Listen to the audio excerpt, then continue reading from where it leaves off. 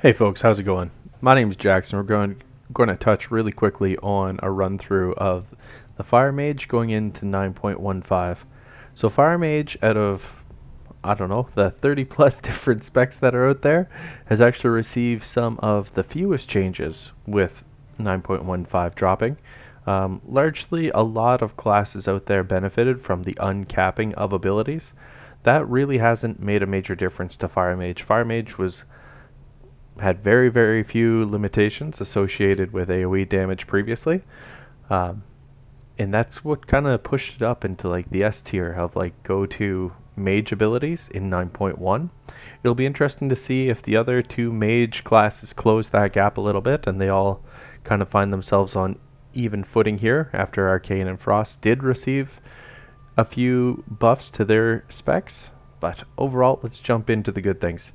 Um, Really, when you're playing Kindling, which is our tier 7 recommendation, that allows you to have more frequent combustions. And once that gets activated, you're applying really huge AoE or single target damage, just depending on the sequence of the spells that you're casting. So, really one of like the top potential specs that are out there. Still Fire Mage. And really happy to see it. All the mages weren't in great shape when Shadowlands first popped, so nice to see Fire continuing to look strong. As far as specific talents go, we're going to go with the build you see here on the screen. Tier 1, Searing Touch. Tier 2, Shimmer. Tier 3, Rune of Power.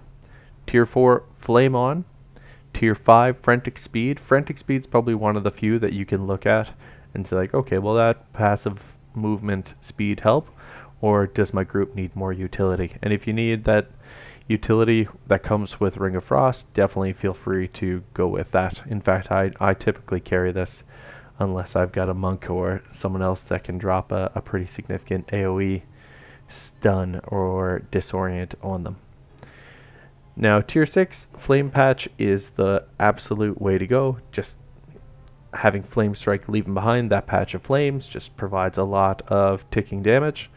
And like we said, Kindling on tier 7 is absolutely the way to go. It synergizes really well with shifting power, which makes combustion basically have a 1 minute cooldown. Really, really attractive build. So, for a class like us that really benefits from pushing pretty high crit, this is an overall great and fun spend. From a Covenant perspective, if you're not super familiar with mages at all, Night Fae is the way to go. Specifically, if you're looking to max damage, whether that's through raiding or Mythic Plus, Night Fae it consumes about 4/5 of the overall population. You can see Kyrian gets a little, Necro gets a little. I've seen a little bit of event there, certainly during the MDI World Championships here this weekend. We've seen the odd Venthyr push, but like ultimately if you're looking for like just to min-max your own unique abilities, then Night Fae is probably the way to go to get the most damage specifically there. Outside of that, we're just going to jump now down onto legendaries. Disciplinary Command is actually the best legendary for both Mythic Plus and rating. It can be a little frustrating to play around with, but it's currently the best legendary in all scenarios. The benefit of the legendary you need to cast a Fire, Frost, and Arcane spell within 10 seconds. So remember that Combustion counts as a Fire spell, and Arcane counts actually Rune of Power as a spell as well. So that means you can kind of pre-pull, you can Frost Nova before you Pyroblast precast. So you can be in great shape here if you actually start setting yourself up and get used to that, what that rotation looks like before you go to burn down a new pack. As far as gear goes, really like there's two trinkets you want to kind of focus on. And there should be pretty straightforward, to be honest with you. If you can get the Shadowed Orb of Torment from Ner'zhul, that gives you a straight intellect buff, but also really drives up some pretty significant damage from the player. Outside of that, looking for an additional stat buff. So Unchained Gladiator's Badge of Ferocity is always the popular one if you're going to take that into raiding.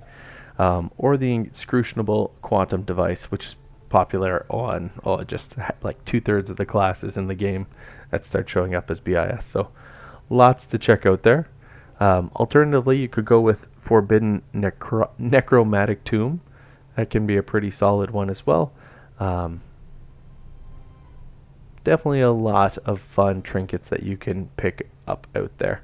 If you can get them up around like the 250 range, you're in great shape. Even 246 for some of these dungeon trinkets actually make a pretty substantial difference. So take the time to sim that.